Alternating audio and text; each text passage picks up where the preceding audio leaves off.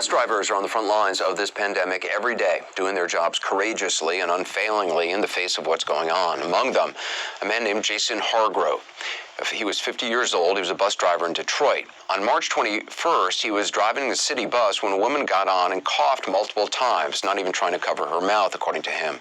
In a Facebook Live post that went viral, Hargrove laid out his frustration that people are not being more cautious in the midst of this pandemic. Listen to what he said.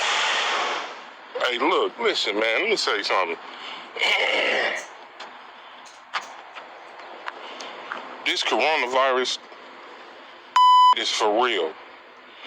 And we out here as public workers doing our job, trying to make an honest living to take care of our families.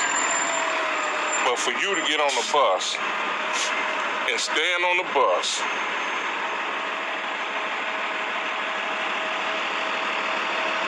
and cough several times without covering up your mouth, and you know that we in the middle of a pandemic, that lets me know that some folks don't care, utterly don't give a excuse my language, but that's how I feel right about now.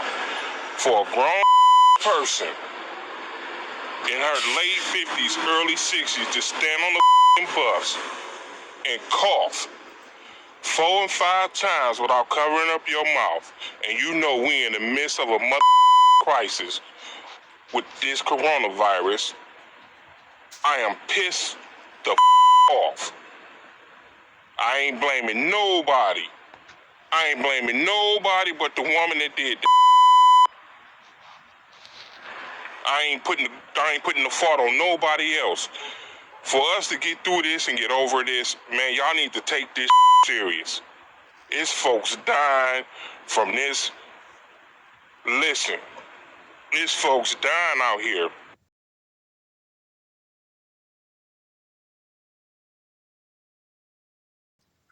He died Wednesday night.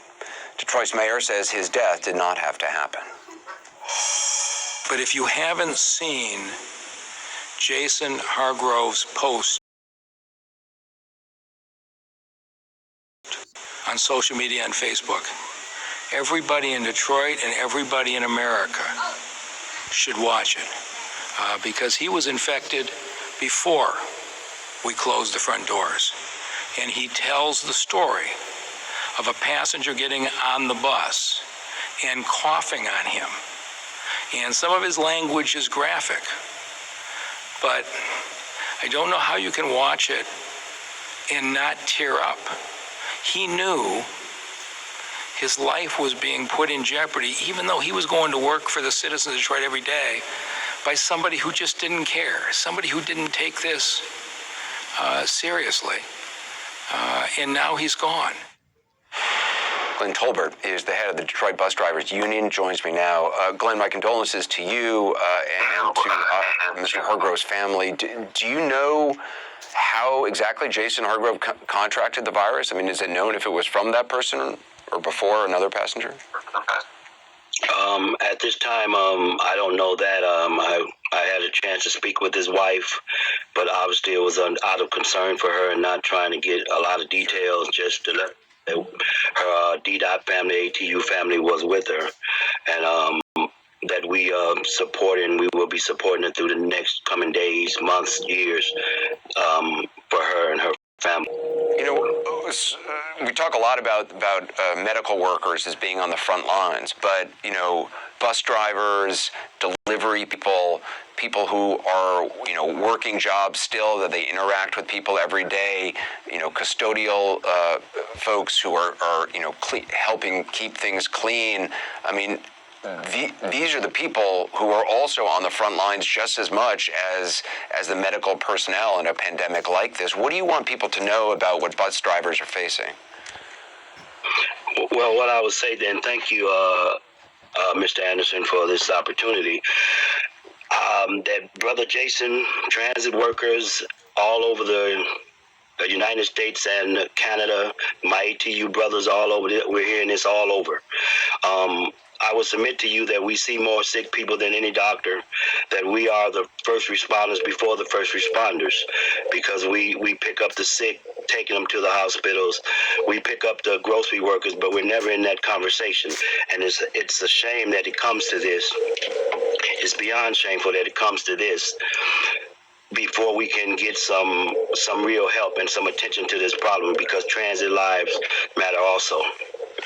Are bus drivers given masks or gloves or anything? Well, I'll say on the 17th of March, my membership had enough. They were putting their lives at jeopardy enough, and they staged a mass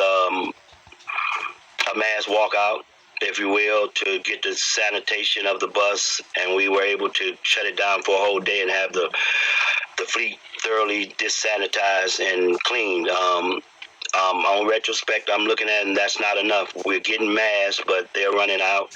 You know, we can't get them sometime, which is a shame. And my members are not going out there without masks. I mean, we need masks, we need gloves. They're giving us gloves. It did take the shutdown to get that, but we are doing some things now, which is shameful that the people that are, that are entrusted to protect our lives when we go to work every day, that it has to come to something for Brother Jason Hargrove to pass, and my other 7 ATU union members around the country and Canada to pass before we do something about this pandemic. Oh, Glenn Tolbert, I appreciate what you're doing, and we'll keep in touch. And